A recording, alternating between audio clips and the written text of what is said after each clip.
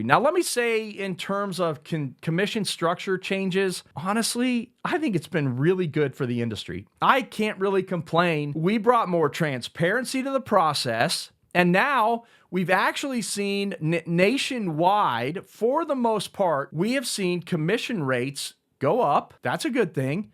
Here's the other interesting thing that's come out of all of this is that we've actually seen the usage of realtors at now around 90%. It's higher than it has been in like decades.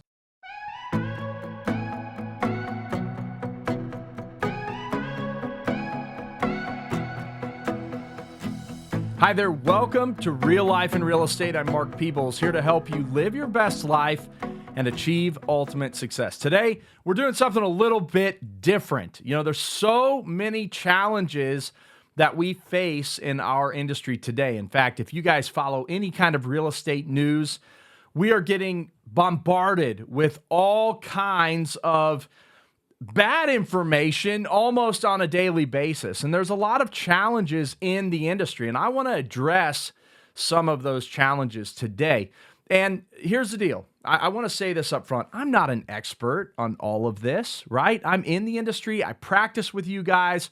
I do read a lot of articles. I look into a lot of things, but I'm not an absolute expert. So today, I'm just going to give you kind of off the cuff thoughts and feelings about some of the things that are issues or challenges that we face in the industry today. So where did we come up with the challenges that we're going to talk about for today? Well, Natalie, our producer, she actually went to ChatGPT and she asked, what are the 10 biggest challenges that our industry faces today?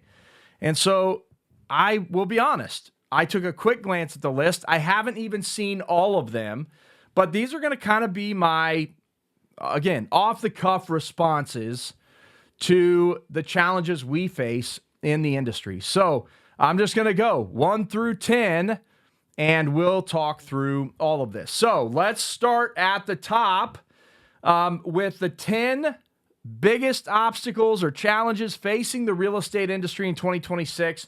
And the number one here is the housing affordability crisis. And as I look at it, we've got the housing affordability crisis at number one, severe housing shortage at number two, and then number three is mortgage rate volatility. I mean, here's the deal.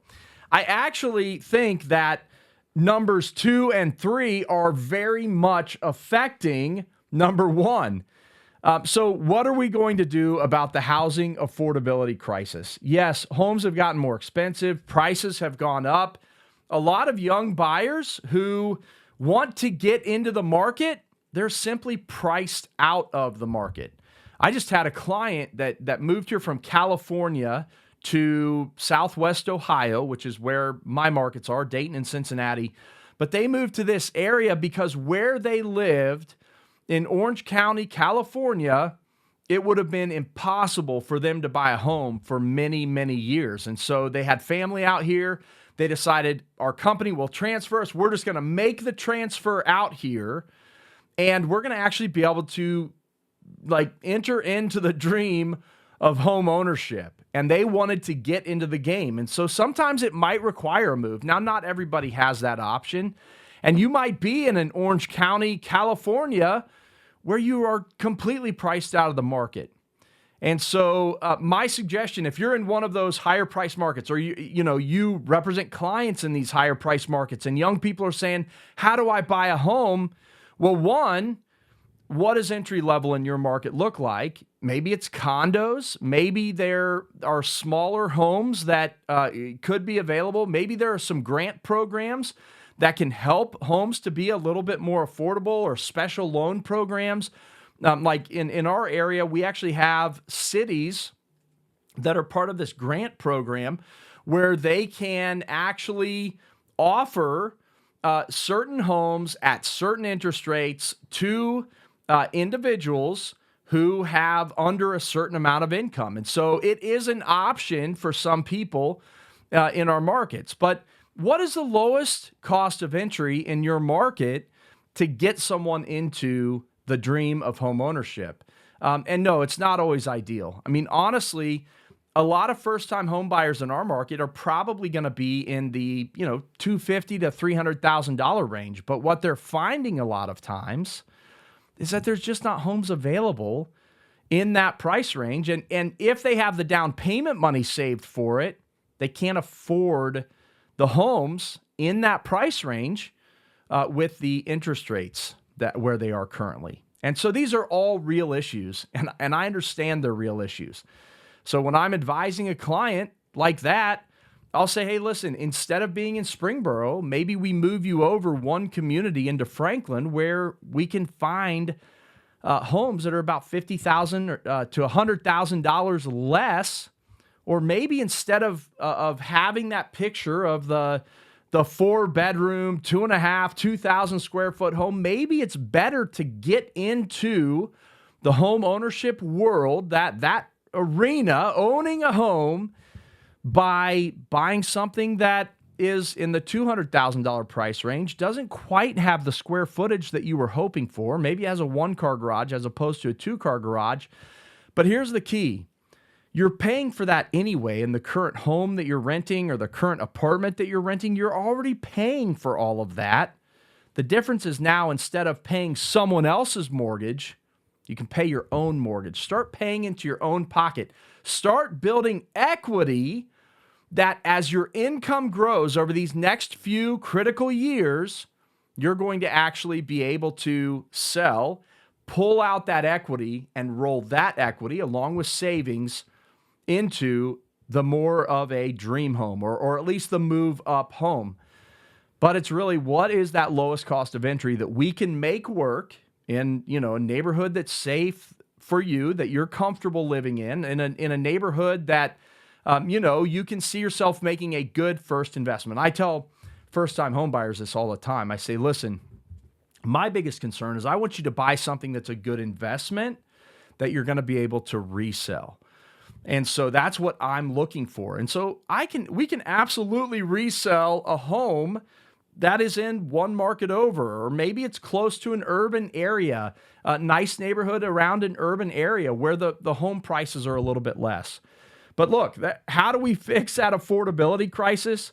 Well, short of a crash in the market, which none of us want to see a crash in the market, even homeowners don't want to see a crash in the market. They've built all of this equity in their homes. They don't want to see that come crashing down. Nobody wants to see that, nor does supply and demand really say that we're going that direction. So I will say a couple of things that will help with affordability over the long haul is building more homes, because we have had a housing shortage for so many years, and we've been underbuilt now. It's like 18 years in the United States that we have built under the national historic average, really where we need to be to replenish the number of homes for the number of people that want to buy. And so because there's been a shortage of housing, there's been a high demand on housing, all of the prices have gone up. And so, yes, we do need to continue building a lot of homes. Now, are those homes that they're building really good for first-time home buyers? A lot of times they're not. New construction's expensive. So it's really become kind of the move-up home. However, we need those move-up homes because you've got people who are in the first-time home buyer category or first-time home buyer type home, that if they will go into the move-up home, now that opens up some inventory for those younger first-time home buyers.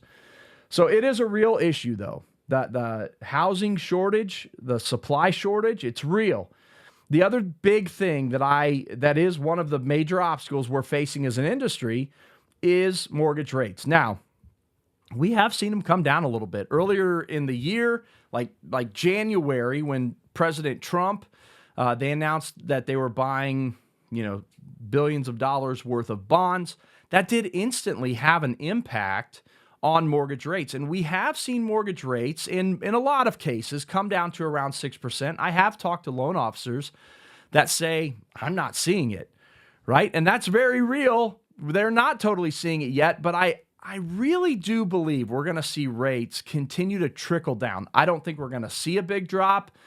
This is my personal opinion. This is just me talking off the cuff and kind of the feelings that I've had towards the industry and everything I'm seeing out there, I think they're going to trickle down. But I do believe that eventually they trickle down below 6%. And I do think that that's going to begin to open up the market for a lot of potential buyers. So it's coming. It's just been slow. And yes, mortgage rates are volatile. And now, wars and rumors of wars and all that kind of stuff, we just don't know how long-term that's going to affect the volatility in the mortgage rate. So I think those first three, housing affordability crisis, severe housing supply shortage, and then the third one, mortgage rate volatility, I think all of those kind of fit together a little bit. So anyway, those are my initial thoughts. Then commission structure changes and lawsuits. This is the fourth obstacle to our industry. Now, let me say in terms of commission structure changes, honestly, I think it's been really good for the industry. I can't really complain. We brought more transparency to the process, and now we've actually seen nationwide, for the most part, we have seen commission rates go up. That's a good thing. Here's the other interesting thing that's come out of all of this is that we've actually seen the usage of realtors at now around 90%. It's higher than it has been in like decades. This is really good news. More people are now using realtors. So greater transparency, commissions actually go up a little bit. This is great. And then on top of that, we are seeing record usage of realtors. So I think that's really good news for the industry. I do not see the change in commission structure that we've been through over the last few years as being an obstacle. Now, ongoing lawsuits, ongoing appeals, could that be issues? Yes, it very much could be. And let's face it, I mean, if you're a realtor, you're part of the largest trade organization. I believe it's still the largest trade organization in the world. Okay, so being the largest trade organization in the world, we're going to have a target on our backs. And so that's part of what the National Association of Realtors is fighting against. They are trying to help protect us as agents. And I'm going to be honest, there's a lot of frustration out there with the National Association of Realtors. I still have to say, I appreciate what they've done for the industry. I think they did the best. They've done the best that they can. And look, there's nothing perfect about it, but I'm not going to sit here and judge because I wouldn't want to be in that position. I own a brokerage, and that's stressful enough. But I feel like the National Association has done what they've had to do to protect us as agents. And they're continuing to advocate for us. And I think that's a good thing. Are there going to be more lawsuits? Yes, there are always going to be lawsuits. This is a high litigation industry. And again, because we are one of the largest trade organizations in the world, there's a target on our backs. So I'm not going to stress too much about changes and litigation, right? Everything is always changing in our world and in the world in general. Let's see here. Number 5 obstacles, consumer trust and transparency issues. Let me just say, yes, our industry does have issues with consumer trust, okay? And one of the big issues that I think we have with consumer trust, I mean, look at the stats. We rank up there with used car salesmen in terms of the amount of trust that we've earned from the public. But I think transparency helps that. The whole commission thing and us being more transparent about our fees, our compensation, how we're compensated, where our compensation comes from.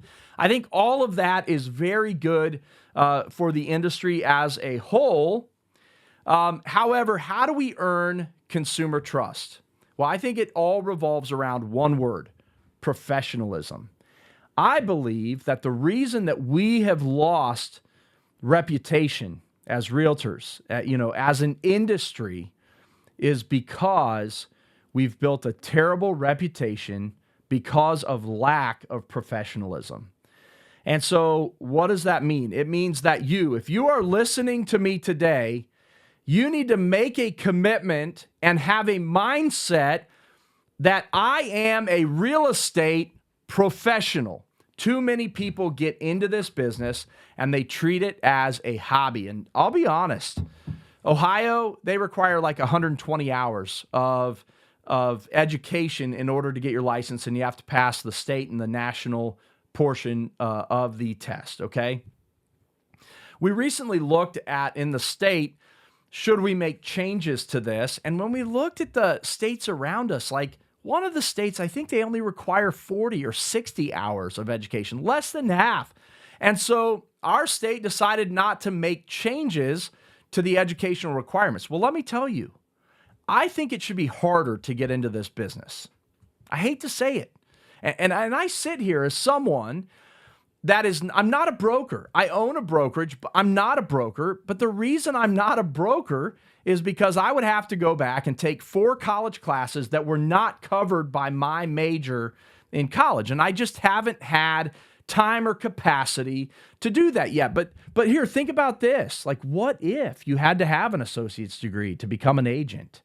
Or what if you maybe had to have a bachelor's degree? I don't know if I would take it that far, because I think there are so many good agents out there that don't have a bachelor's degree. But what if there was some kind of extended education requirement in order to reach, real estate licensee status? And then what if the continuing education was more stringent? Right? I mean, I think there's things that we could do as an industry, but I believe that the reason that we don't have consumer trust, that there are transparency issues, is because we have so many agents that look at this as a hobby. They sell 1 or 2 houses a year, and they're just doing it for extra money, but they're not taking it so serious that they show up to every class. Now, I don't show up to every class, but I do a lot of study, a lot of research. I read a lot, right? There's a lot of things that I'm doing to better myself that other agents just aren't doing, because they treat it as a hobby. So we are real estate professionals, and people are counting on us with their single largest financial transaction during their lifetime. We've got to take that more seriously. And so that would be obstacle number 5, consumer trust and transparency issues. That would be my thought there. Technology disruption is another one. The AI, the portals, the automation. Listen, there's always going to be competition from the portals, right? Zillow, Redfin, now working with Compass. I mean, there is always going to be that kind of competition. Fair enough. We know that it's out there. AI, yes, AI is having a major effect on the industry. Now, I'll be honest. I think a lot of the effect that it's having is a good effect. It's actually helping us be better as agents. It's helping us to be more efficient as agents. This is all good stuff, right? But then there are rumors that we're eventually going to have AI brokerages where, you can consult AI through your whole transaction and, get to a closing table. Now, I have all kinds of confusion around this. And the first question I ask is, who's the responsible licensee if you have an AI brokerage? Okay, I think that's going to be an issue. Have no idea where that's going. I'm not going to claim to be an expert. But here's the thing. I think AI is actually good for the industry for now. And when we get to that point where we have AI brokerages, I think there's a lot of other questions around it. But I do believe that that's like any other competitor that we've had all this time, i.e. the portals. Zillow's been taking our data for years and selling it back to us, right? And then Redfin now with their deal with Compass, same thing is going to start happening. Look, there's always going to be that kind of competition. It also mentions the automation platforms out there. Yes, the automated valuations, those have all been around for a very long time. And let me tell you, I'm gonna get into how we beat all of this here by the end. But let's keep going. That was quick thoughts on that. Now, number 7, rising construction cost and labor shortages. Look, this has been an issue since 2008. It's one of the reasons that first-time home buyers can't really afford to buy new construction. And I don't see this changing anytime soon, right? I think we're going to continue to see construction prices go up. It's one of the reasons that when I'm advising clients, I always advise them, listen, you can buy new construction. Absolutely. I love a new home. My family is in the building business. I love new construction.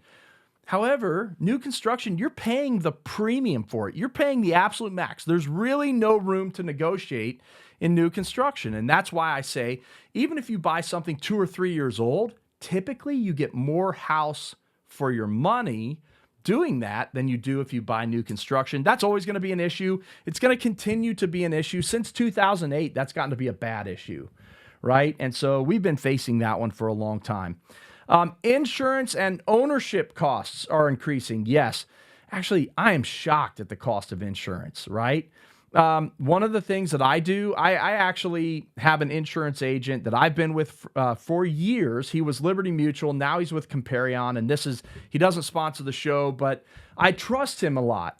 And so about once a year, or maybe every 18 months or so, we go back and I ask him, hey, will you take a quick look at all of your other options and see if there's more affordable insurance options? And right now, I'm actually on the renewal for my homeowner's insurance, and he's trying to find me better rates through everything. But here's the thing. I recommend that you shop these things and try to find the best pricing you can, but then you got to know if you're getting a better price, like what is coming with that, right? Am I getting a $10,000 deductible or a 1% of the home value deductible or whatever the case is? We're seeing a lot of this stuff happen in the industry right now. Be conscious of it. But at the end of the day, I don't see this going away. Ownership costs increasing. One of the things I do to kind of to help protect myself in a way, I do carry a home warranty on my home. We used to have a home warranty sponsor. I still have a home warranty with them. I highly recommend a home warranty to all of my clients because it does help mitigate some of those risks and those costs. So, all right, number 9, slowing demographic growth. I'm really interested to see what happens with this. I have actually said, my son is coming into the business. He's 22 years old. He'll be almost 23 when he starts in the business with me. One of the challenges we've seen is that I've most of my career worked with a lot of baby boomers, Gen X, and a little bit of the millennial population, right? Now, what my son is going to see, he's going to work with a little bit of Gen X. He'll work with the millennial population, and then he's going to start working with the Gen Zs and beyond. I'm interested to see because baby boomers and Gen X, they had a lot of babies, i.e. millennials, largest home buying population in American history. And now in the millennial population, we're at like 1.69 babies per household. So families are not replacing themselves. I'm interested 30 to 40 years from now, how that affects the real estate market, because we're building, and then all of a sudden, there's not enough population for the homes that are out there. I think it could have a big effect on homes. I think it could have a big effect on all these apartments they're building. A lot of communities that are not very affordable, they're actually building tons of apartment complexes because there's a big demand for that in those communities. So with that said, the slowing demographic growth definitely could be an issue. I don't think during the rest of my career it becomes an issue. During my son's career, I do believe this could become a major issue. All right, last thing, number 10, market normalization after the pandemic boom. I don't see that as an obstacle. I actually think it's really good. Now, there's a lot of the buying public, selling public out there that they believe that what was happening during 2020 and 2021, where you list a house, you get 47 offers in 8 minutes, and you had your pick, right? There was no negotiation. I think a lot of people kind of get stuck in that mindset. However, I think it's really about education, and we as real estate professionals need to educate the buying public and the selling public. So I'm not really concerned. I love the market normalization, right? When I came into the market, I came in a fairly normal market. Then 2008 happened right after, a couple years after I came into the business. Boom, we had a crash in the business. That market was awful. As long as we never go back there, I'll be okay with that. But then for several years, we were in a very normalized market, where we're 3 to 6 months of inventory. That's still a decent market. The problem is it doesn't always feel that way for a home seller. But what I will say, what's important for you as an agent, as a professional, is as homes are hanging out on the market a little bit longer, sharpen your skills, okay? You've got to sharpen your skills in terms of being a true listing agent that knows how to sell a property, right? It does take some skill set. It's not just going to happen. So sharpen your skills. Go take a listing class. The National Association of Realtors offers a lot of amazing programs out there. So go educate yourself, sharpen your skill set, and become better as an agent selling homes during this time. And then go and learn to negotiate on behalf of your buyers, because there's a lot more negotiation going on now. Go and become an expert in negotiation. So real quick, I'm going to do the quick rundown. Top 10 biggest obstacles facing the real estate industry in 2026. We've got the housing affordability crisis. We've got the severe housing supply shortage, the mortgage rate volatility, the commission structure changes and lawsuits. Then we have number 5, the consumer trust and transparency issues. Number 6, technology disruption. Number 7 was the rising construction cost and labor shortages. Number 8 was insurance and ownership costs increasing. Number 9, the slowing demographic growth. And number 10 was market normalization after the pandemic boom. All right, so those are the biggest obstacles we face today. Now, as an agent listening to Real Life in Real Estate, how do we face these big obstacles? Listen, I could probably on each one of these pull 10 different news stories that would scare you to the point where you freeze up and don't even want to be in the industry anymore. Listen, no matter what happens in the market, it's all about the relationships that you have, right? Consistent, systematic relationship building. Go out, build relationships with people, number 1, okay? Number 2 is that you need to have systems. You need to be a professional in terms of how you are managing your time. So that's what we teach with the Ultimate Success Framework. In fact, we have a course online called 100 Days to 100K that teaches you how to manage your 2 most valuable assets, your time and your relationships. And so go get something like that, grow in your professionalism, sharpen your skill set, and no matter what comes, no matter what obstacle comes at you, and let me tell you, there will always be an obstacle. Like I think of my dad, who's been in this business 54 years and was selling houses with 18% interest rates back in the 80s. Come on, you can't tell me that was not a hard market. That was a crazy hard market. But there's always going to be challenges. There's always going to be obstacles. And the problem is we lose focus on the most important things: our time and our relationships. So focus on those things and you will never lack the business that you need, not just to survive in the market, survive in any market, but thrive in any market. So mindset has to be professionalism, sharpen your skill set, and then focus in on managing your time and managing your relationships. All right, this has been a fun show. Thanks for joining me today. I hope you have a great week. Bye now.